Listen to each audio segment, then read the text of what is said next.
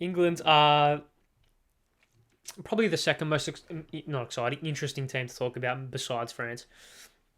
And when you look at this England team, there's a lot of people screaming Southgate out, really, really calling for his head, and this is something that has confused me pretty much ever since it started happening. I've never really understood it. Now, when you look at Gareth Southgate, you look at this squad. Is this squad really a European Championship finalist squad? Probably. I would say it's close. I would say it's close. I would say when you look at that Italian squad that beat them, when you look at that Spanish team that could have versed them, if France had just had a better tournament, I think I think their squad is comparable to quite a few squads. I don't think it's exceptional. I think I think it's actually pretty on par with most squads that I think their squad's on par with Germany's team. I think this squad is being a little bit overrated. I think the squad's on par with his Germany team. I think this squad is on par, like player for player, this squad is worse than the French team. Player for player, it's worse than the Brazil team. Player for player, it's probably worse than the Argentinian team, maybe. Actually, they're probably on par. The Italian team, I think it's on par with. The Spanish team, I think it's on par with. Um, the Dutch team, I think they're a little bit better than the Netherlands. So when you take that into consideration, achieving a World Cup semi-final and then achieving a European Championship final off the back of a 2014 dismal World Cup campaign, a 2016 dismal European Championship campaign, a 2010 dismal, or 2012 even dismal Euros, a 2010 dismal World Cup, a 2008 non-appearance at the Euros, a 2006 dismal World Cup.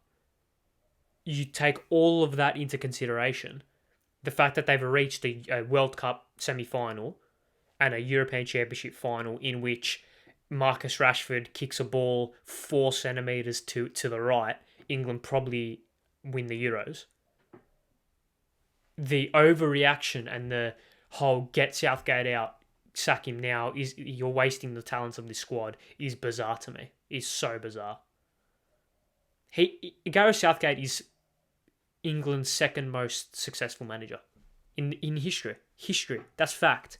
That's fact. I don't know who was the manager in '66. I probably should. And then you have what Sir Bobby got him into the semis of the World Cup in '90. I think it was a Sir Bobby. I don't know. They got into the semis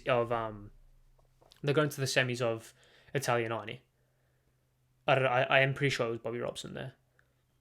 And then you have Gareth Southgate getting him into the semis in Russia and the final at Wembley. Well, at the Euros.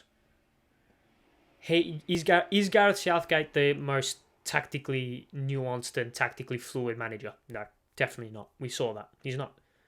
Is he the best man manager in world football? No. But he is the perfect manager for this squad, in my opinion. I don't think this squad. I think he's getting the most out of this squad, to be honest. I genuinely think that. And the calls for him to get sacked are fucking ridiculous. With all due respect, are ridiculous. Yeah, he lost a couple of games. Yeah, he lost 4-0 to Hungary. Yeah, whatever. He also got you guys to a final of the Euros. Let's just remember, the Euros previous, what happened? What happened 4 years earlier? Or 5 years earlier? You lost to Iceland. Let's put this into perspective here, yeah? Put this into perspective. They got into the World Cup semi-final in 2018. What happened 4 years earlier? You lost to Costa Rica. Or drew to Costa Rica. Who gives a fuck? Put this into perspective. Really put this into perspective and maintain your expectations, yeah? Because listen, England is not a great footballing country. You've won one tournament in the history. One tournament. Denmark have the same amount of tournaments won as you, right? So let's just temper the expectations. Yeah, you have a great squad. It's not as good as you guys think it is. It's good. But when you have Harry Maguire within that squad, come on. Like, come on. Should Harry Maguire be playing? No. Should he be on the plane? He should probably be on the plane as the 5th choice centre back. But what you have with this tumultuous fan base getting on the back of Gareth Southgate is this isn't gonna work if you're just gonna slander him. It's not gonna change from now to the World Cup. So why aren't you getting on his back? Why are you getting on his back? If English people genuinely think that sacking Gareth Southgate right now is the move, then I don't know what the fuck you're thinking. Then literally you're delusional. You are absolutely delusional. Sacking Gareth Southgate right now would be the worst decision in modern English football for a long time. For a long time. It would completely ruin everything. Completely ruin everything. We saw, didn't Spain sack their manager like a week before the World Cup in 2018? And they got bundled out by Russia. Like, come on. Let's be serious here. And you can say what you want about 2018. They got an easy draw. So you beat who's in front of you. Colombia were a good team. Sweden are a hard team to break down. And you beat them both. Granted, it wasn't comfortably, but you beat them both. World Cup in the Euros.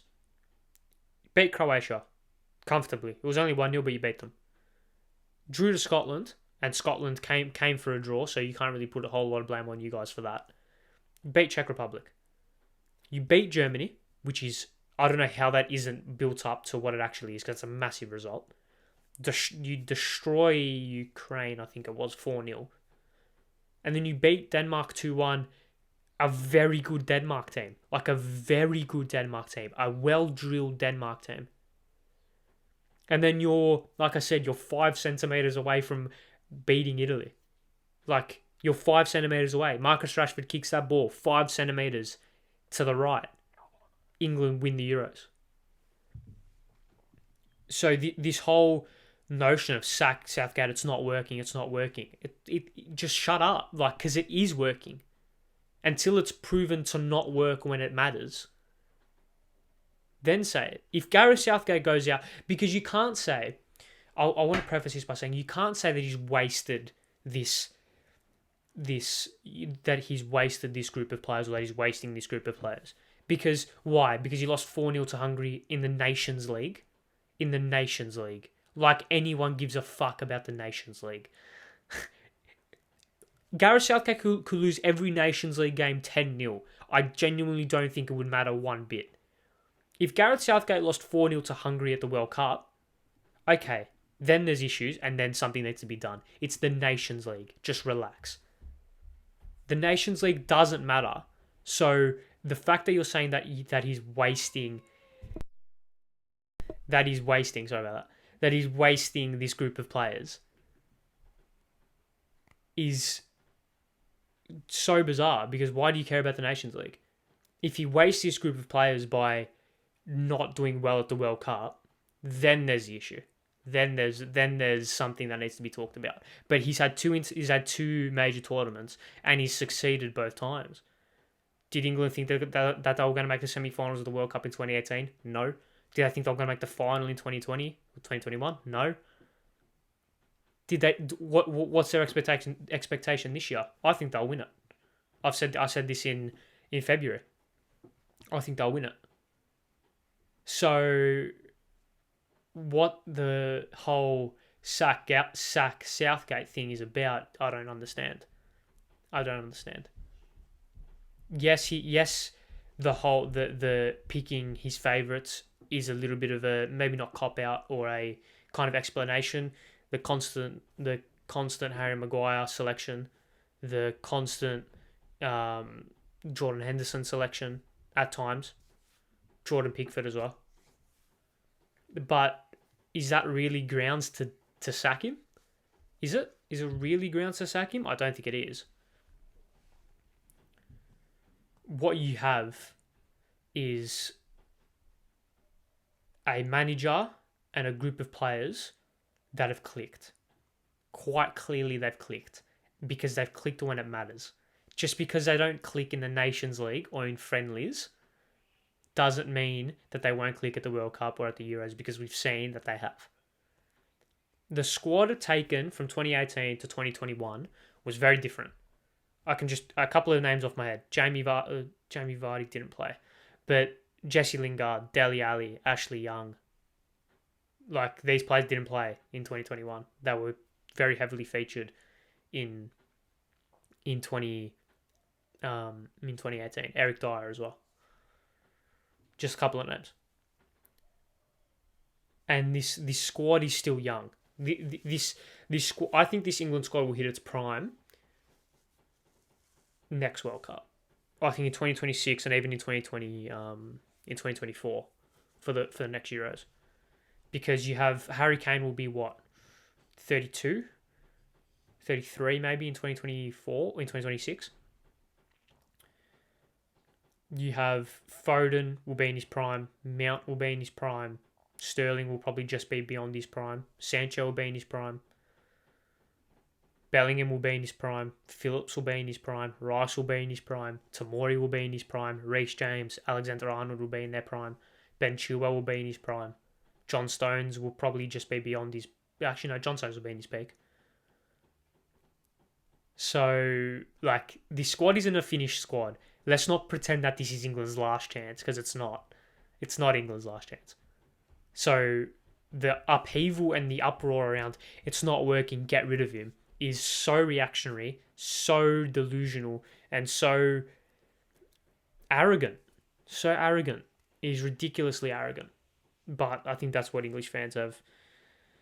I think English fans have had a bit of a bad rap over the past couple of years, especially with the whole football's coming home thing. That's obviously a joke. And there's a bad bunch in every supporter base. There's a bad bunch in every group. But there seems to be a vocal majority seem to be Southgate out from what I've seen. And I don't get it. But yeah, that's all I wanted to touch on Southgate, because I feel like it's a good place to... It's a good talking point. Because yeah, I just don't get it. All right, let's move on